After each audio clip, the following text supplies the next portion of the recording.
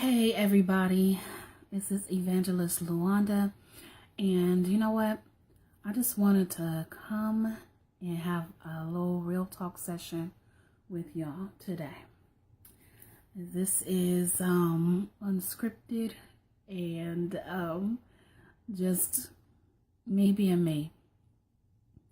Not that I'm not ever being me. Like, there's just so many facets of who I am that you get something different on the different occasions. But I was thinking about what I wanted to share and what I wanted to talk to you guys about today, and just to push us forward into this new year 2018. And one of the things that I was just thinking about, I was contemplating, I was thinking back over my life, and I literally am amazed at God and what He's done in my life, how He's used me, how He is using me, how He is going to use me. And it wasn't because of anything that I did on my own. Me even coming to Him to be saved, well, I didn't do that on my own. The Bible says that He woos us to Him. And me even giving Him a yes when He called me in the ministry, it was just because of the way that He loved me and the way that He called me. I couldn't do anything but say yes. And when I was thinking about that, it reminded me of a time when I was in a service that one of my good friends, fellow women in the ministry, she had a program, and I was just an attendee, and she was ministering to each of us that were there in the congregation, in the audience. And she said, and one of the things that the Lord said to her for me is that God still trusts you. And when I say, God, y'all know when there's like something that is said to you in your life that you won't ever forget, it's just so significant and so meaningful to you that you hold on to it for the rest of your life, and even throughout your life, whether it was said to you 10, 15, 20 years ago or whatever, throughout your life, it will come back and remind you of that fact, that one right there. God still trusts me. Man, I remember the day that she gave that word to me like it was yesterday. And I have to say, it probably was about, how long ago? 5 years? Maybe 5 years ago? And, or more. And that word just resonated in my spirit because, man, I don't deserve the things that God has done for me. I am so amazed that He still called me and that He still wants to use me. And yesterday actually, I was at church, and my bishop, he was talking about how God knew you. He knew you before you were even formed in your mother's womb. He knew the plans that He had for your life. He knew what He called you to do. He knew the things that you were going to have to go through to get there. He knew the mistakes you would make. My God. But yet He still calls you. He still is saying yes. I meant what I said when I called you to be a psalmist to the nations, when I called you to be a minister, when I called you to be an influence, a voice in the world to help change and save people and and minister to them and show them who I am, to be a vessel for me, I meant that. I wasn't raised in, your typical church. I was raised as a Seventh-day Adventist, and then I was was rebellious and was out in the street and did everything you could probably think of right now. The Lord kept me from certain things. I remember a time when I used to smoke weed, and I used to drink a lot, and got caught up in the drug game, not doing drugs, but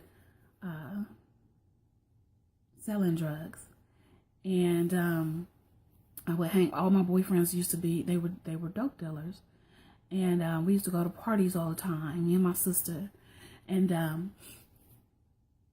I remember one time being, I don't know if you, back in when I used to get high, they would pass, and there was, house parties, and you would pass the blunt around or pass the joint around, and oftentimes you don't even know what's in them. Sometimes it's weed, sometimes it's laced with something, heroin, cocaine. They used to call them primos back then, whatever. I don't know what y'all call them now, because I don't do that no more, but they, I was at this party, and I remember, they passing the, I think it was a joint at that time. They was passing it around, everybody puffing, puff, pass, what I'm talking about. And so I remember hitting this joint, and I'm like, oh, I'm already high. I've been hitting them, all night. I've been drinking all night. And, I remember one of the dudes there, they was like, you might not want none of that. You might not want to hit that. And I was like, whatever, and I hit it anyway.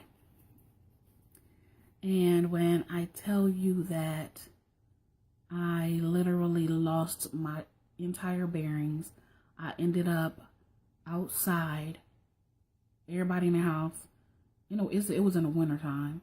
I ended up outside, laying on the steps on the side of the house by myself in the cold, and almost shot to death. Because they drug dealers, so if they do come outside and they see somebody laying on the side of the house, they're like, okay, what you trying to do? Is this somebody trying to set us up? Is this somebody trying to, what I'm saying, what's going on? And so literally the dudes who house it was came out for whatever reason. Actually, my sister was there with me, and she was looking for me, so they was going outside. And they was going outside and this is what's so crazy, is I heard her calling my name, but I couldn't move and I couldn't talk. I was that jacked up. I couldn't move and I couldn't talk. But I could hear. And I'm laying on these steps, and the only reason why I'm hearing them calling me, and back then they called me Wanda. So I hear her calling me, and where's my sister? And so they saw me laying on the steps on the side of the house. It's dark, it's pitch dark, and I had this black trench coat that happened to be my sister's coat, and I had laid it over top of me, over my head. So that's why they couldn't even see my face. For whatever reason, whatever that was I smoked had me tripping big time. That I walked outside by myself, walking around on the outside in the dark, around the house for whatever reason, ended up passed out on the steps. But when I heard my name being called, I could hear her calling me, but I couldn't say anything. I couldn't move my mouth, and I couldn't move my body.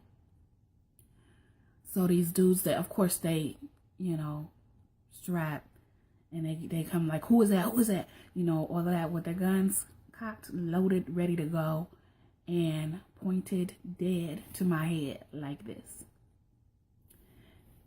And I heard them say, man, I promise you, this is like it was yesterday. I remember this. I heard them say, Who is this? Who are you? You better say something. You better say something. By the count of 3, if you don't say your name, I'm going to blow your head off. Gun directly on my head. I feel the cold steel on my forehead.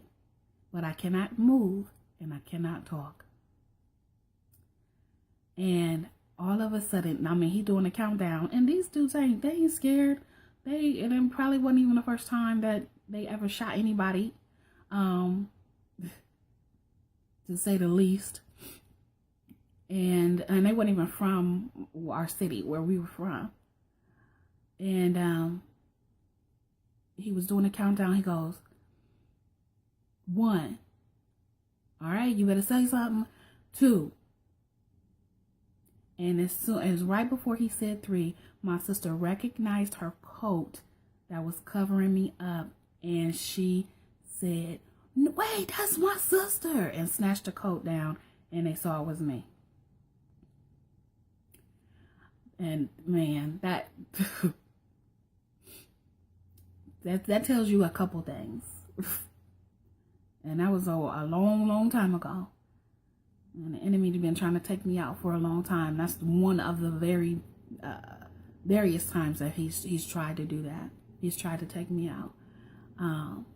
So it tells you that first of all.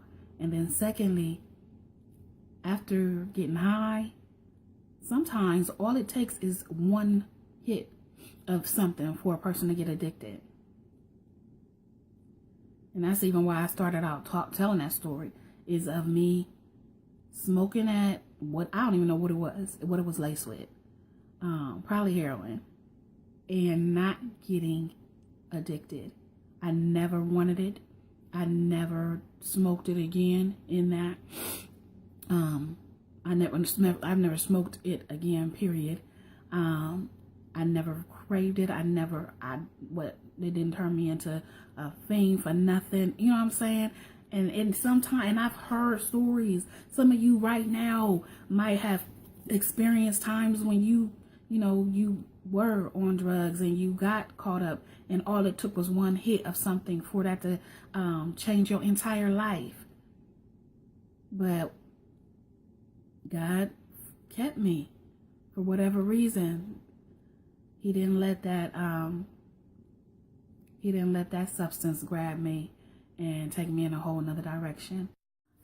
I want anybody to, who feels like, feels hopeless or feels like they've done too much wrong, for God to use them to be able to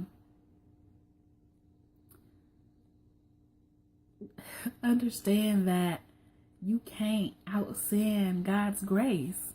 If you think you've destroyed God's plan for your life, you can relax because you are not that powerful. And I love that. You ain't that powerful. We all make mistakes, but when you come to the place where you are tired and you want more, God is right there. That was it. All right. I love y'all. And this was a little lengthy, more than I have done before, but I just felt like it was necessary to sit here and just really have a real talk with you, share my testimony. Some of it, you got like this much of it. But there'll be more to come. And I just wanted to share the word with you that was encouraging to me. God still trusts me. I'm excited about that. Amen. All right. Talk to y'all later.